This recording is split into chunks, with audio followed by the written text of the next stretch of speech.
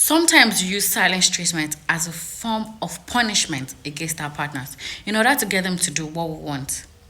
When we do this, we're basically withdrawing our affection, attention, and communication from this person.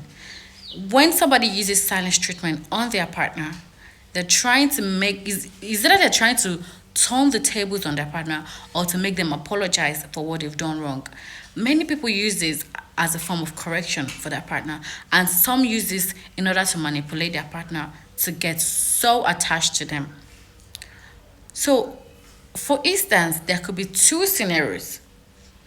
If your partner offends you and they are unwilling to apologize, silence treatment can be helpful in order to get them to apologize, in order to help them to realize what they've done and to see your worth and never to disrespect you again.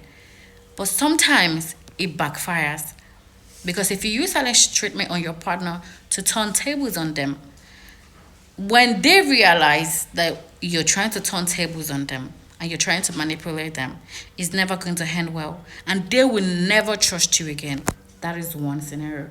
The second scenario is if you use silence treatment on your partner just because you had a little argument and you are at fault and you don't want to admit that you're at fault, but then you want them to apologize to you by all means, and you try to use silent treatment on them in order to make them, in order to manipulate them, it can backfire on you in a way that you do not expect. Because let me tell you, whether you like it or not, nobody is gonna wait for you. There's a limit to how much BS, let me not say it out loud. There's a limit to how much BS people can take. And when you continue to do this all the time, eventually this person might get tired of your BS and then just leave. Okay, because you might be thinking that, yeah, you want to try to teach them a lesson, you want them to see your worth by all means, you want them to see how emotionally strong, that you are, and then you leave them, you give them the silence treatment for days, weeks, some even do it for months without talking to their partner. And in between this space, when your partner eventually comes across somebody who is willing to give them all the attention that they've been lacking from their relationship, they will take it. They will go for it.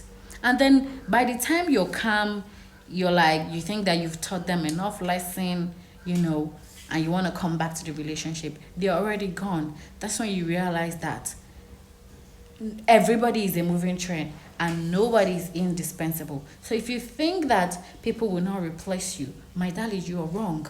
The moment you begin to show your toxic traits too much to your partner, ignoring their calls, ignoring their messages, you don't want to talk to them, you don't want to see them, when they get so fed up with this, they just want out. They don't want to have it they don't want to have to do anything with you again. They don't want anything to have to do with you again. They do not want to have anything to do with you again. Excuse me.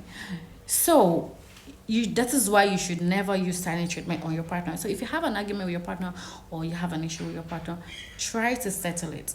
But if it's somebody who does not see your worth, who does not realize that you are such a loving and a great person, you can give them the space so that they can realize what they have, But you purposely using silent treatment on your partner to turn tables on them or to teach them a lesson or to show them that you're so independent emotionally, it's gonna backfire on you.